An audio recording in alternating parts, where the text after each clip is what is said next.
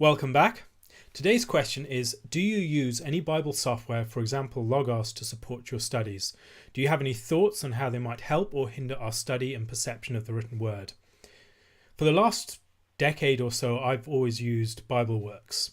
I currently use BibleWorks 10. I've always found it to be very useful and reliable, and at any given time I'll usually have it open in the background of my screen and I'll refer to it on a dozen occasions over the course of the day, even when I'm not actually doing any extended study on any particular passage.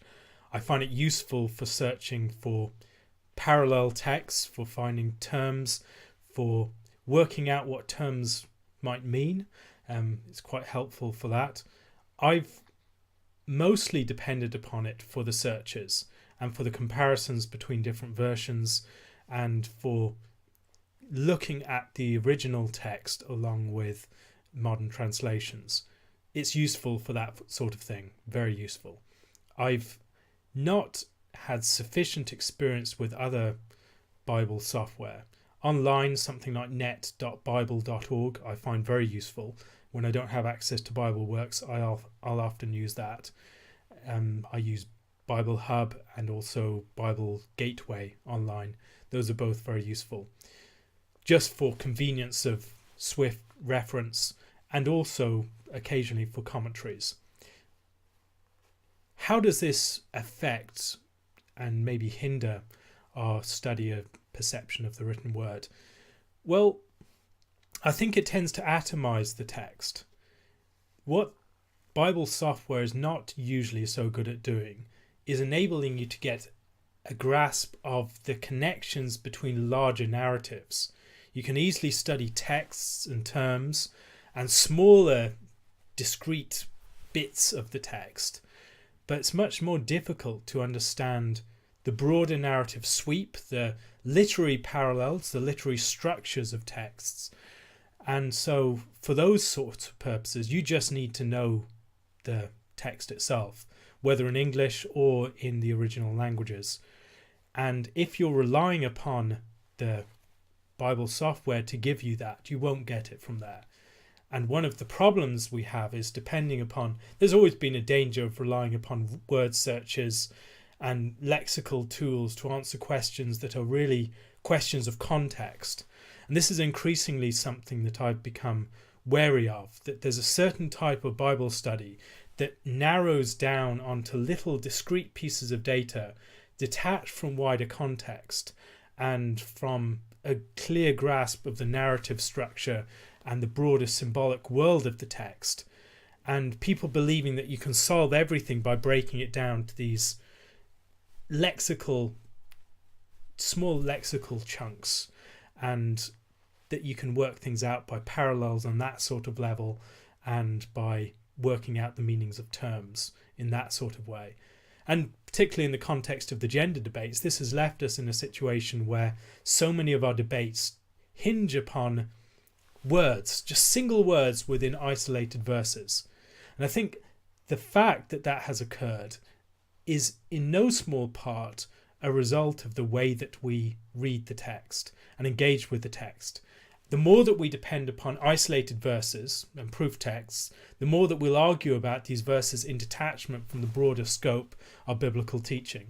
Likewise, the more that we rely upon these tools that are provided by Bible software, the more we are in danger of focusing upon isolated terms, whether that's head or desire, or whether it's something like authority, exercise authority over, or these key terms that are causes of contention within scripture. And within the debates, what happens then is, as everything gets broken down to these small little pieces, it actually becomes less clear, because the clarity often arises from the context, from the wider realm that comes to bear upon these verses. And so when you read these verses, these terms don't occur in abstraction from anything else. They occur in a wider context, in a broader symbolic world, and when you read them, that will help you to understand them. But if you do not bring that knowledge to them, you'll miss that.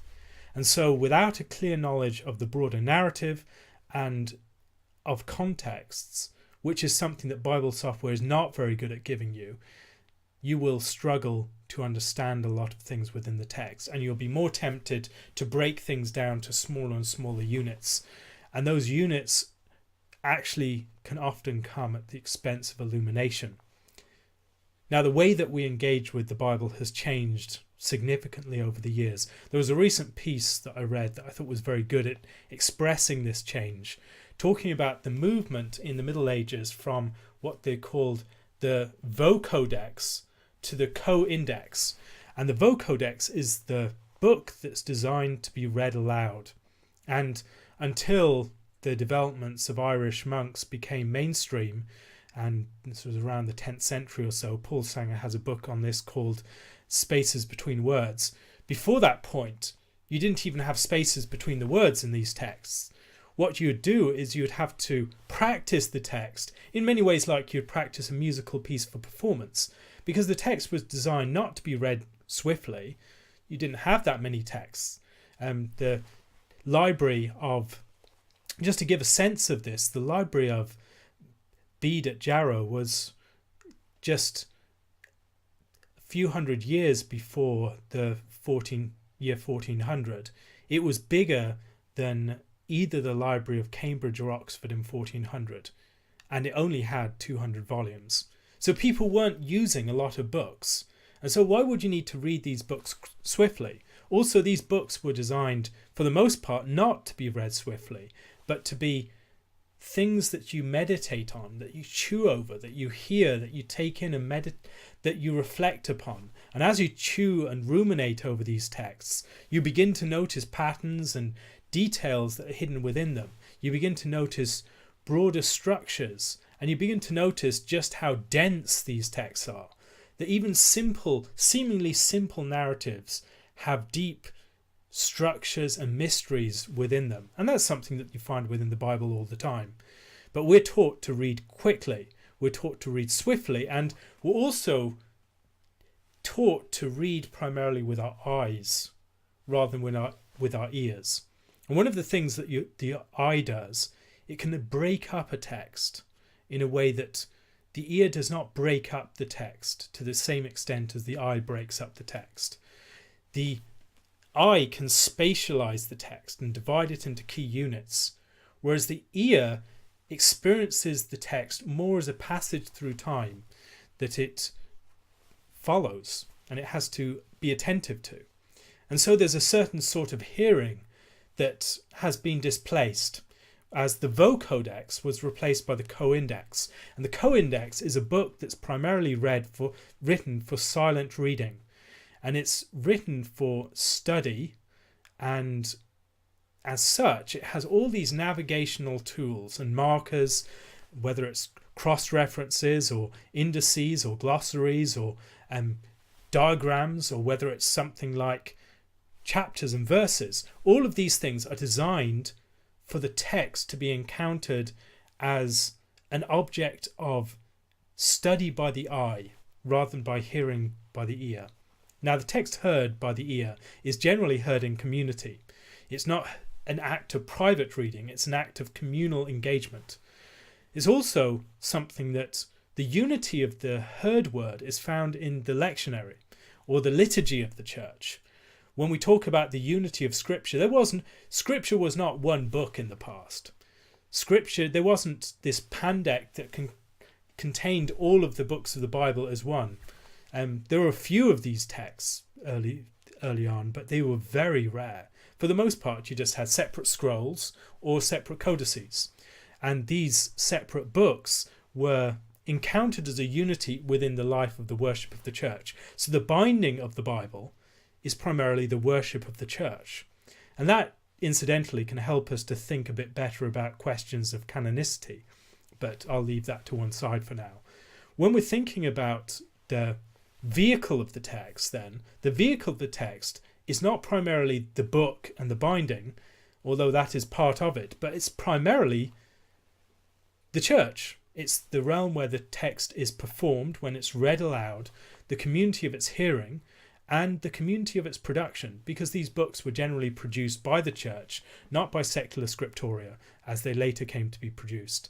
And so there's a development within the book that occurs even prior to the printing press. The printing press allows for an intensification of this movement from the vocodex to the coindex. And from the early 13th century onwards, you already have the breaking down of the Bible in various ways. So you have Archbishop Stephen Langton broke the Bible down into chapters, and then Robert Estienne, his New Testament had verses in 1551, I think it's 1571 for the Old Testament. So these were fairly late developments, but these broke down the text into more and more units. And these units in certain versions of the Bible were almost standalone statements. So each verse is a standalone statement. And it tends to break up the unity of the text. Now, the unity of the text is experienced in different ways. The unity of the text in the past, in the long distance past, was experienced as its unity within the life of the church, within the lectionary, within the liturgy, etc. That it was the text that belonged in that context and within the life of the people of God. Later on, it became the unity of the text was found in the binding of the book itself that's contained between two covers, and that is the Bible. That is what gives the Bible its unity. Whereas now I think with Bible software and with the Bible online and other places like that in digital format, the Bible doesn't have the same unity. There's a different sense of the Bible. The Bible is engaged with in a more atomized sense than it would usually be engaged with. Even the printed Bible, there's a sense of spatiality within it and a difference between things. Whereas the Bible and the movement from one end of the book to another, you even lose that in the digital Bible. There's less of a sense of this as a unified text, and there's more a sense of discrete units that can be related together. Now, the search functions are fantastic, but if you do not have a sense of the unity of the text, often this can lead you into the trap of thinking that theological questions can be solved with word searches. They seldom can. Usually you just need to know the broader scope of the text, and that is something that you will only really get from hearing the text and reading it in large chunks. Now, there have been attempts in recent years to encourage different ways of engaging with the text. So the Reader's Bibles recently have been very helpful. I have a copy of the ESV Reader's Bible, which is, apart from anything else, it's a really attractive series of books. But it's encouraging a different way of engaging with the text without chapters, without verses, without cross-references. And it feels more like reading a novel in some respects. And it also feels a bit disorienting because when you're reading this text, there's not all the markers that you're used to, the sort of mile markers or the references that you would usually point to as landmarks to say where you are within the text. So rather than saying that you're in Esther chapter 3 verse 2, you have to say exactly what's happened and what's about to happen to get your sense of bearings. And that is actually a pretty good thing. It challenges you to engage with the Bible in a far more alert fashion, to be aware of the broader patterns of narratives. And it also helps you to realize how often the way of engaging with the text that the digital Bible presents us with is one that makes us blind to the broader scope of the text. And so what the digital Bible or Bible software gives us is a tremendous tool, and I would not be without it. When you think about the amount of time it would have taken to do the sorts of studies that you can do, searches that you can do in a search in a few minutes and work out all these texts and discover them all, that would take a lot of time in the past, particularly when you think about all the other texts beyond the Bible, the Greek sources and other things like that. The sorts of word searches that you can do now and the degree to which this material is accessible and you can relate different parts to each other, it's remarkable. The amount of work that it has saved scholars is truly immense. But yet it's not a replacement for knowing the text well as a whole. And so unless you have that knowledge, you'll really struggle. These tools are not going to solve your problems for you. And often I think people believe that there's a certain type of scholar that believes that every question will be answered if we get more and more into the nitty-gritty of the text. But if you do that without having a sense of the broad picture, it's not going to help you. And so this hyper-dependence upon Bible software, I think, is a problem. But yet, as a tool, it's immensely helpful. And this dependence, this atomization of the text is something that is more general within Christian circles. It's something seen in promise texts, or it's something seen in proof texts. It's seen in the way that people break the Bible down and have little sense of the overarching arguments. So they'll know verses within Romans, for instance, but these are like islands rising up in a great vast sea of ignorance. If you do not know the argument of Romans as a whole, you'll struggle to understand any of the verses within it well. And so we need these things, a knowledge of the greater part, the greater whole, to understand the individual parts. And I think Bible software is an incredible aid within that, because it enables us to connect the parts far more quickly. But it's not something that will provide you with the tools to do that well.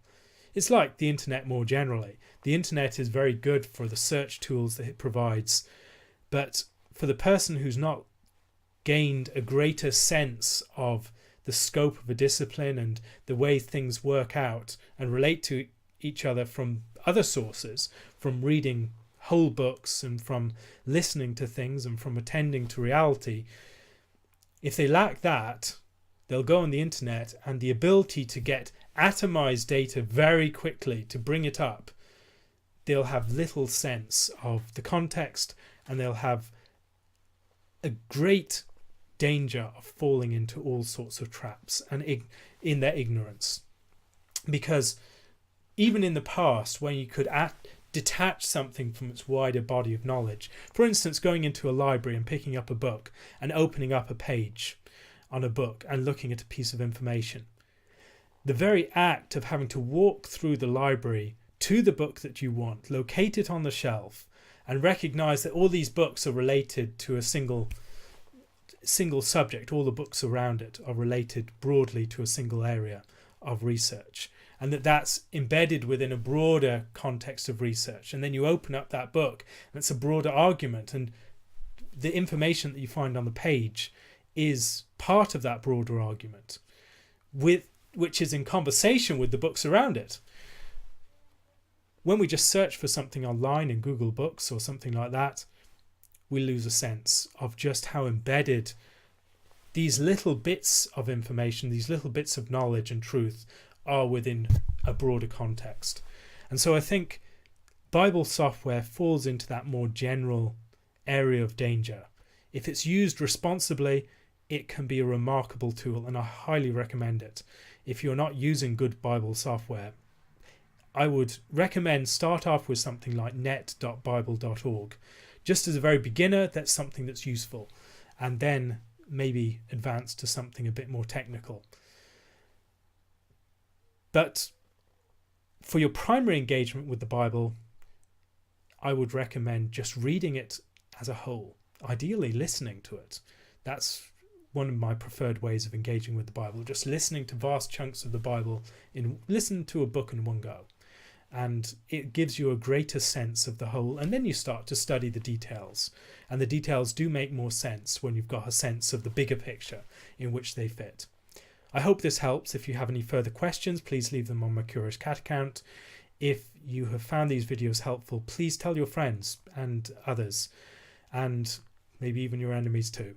If you would like to support these videos, please do so using my Patreon account. I'll leave the link for that below. Thank you very much, and hopefully see you in the next couple of days.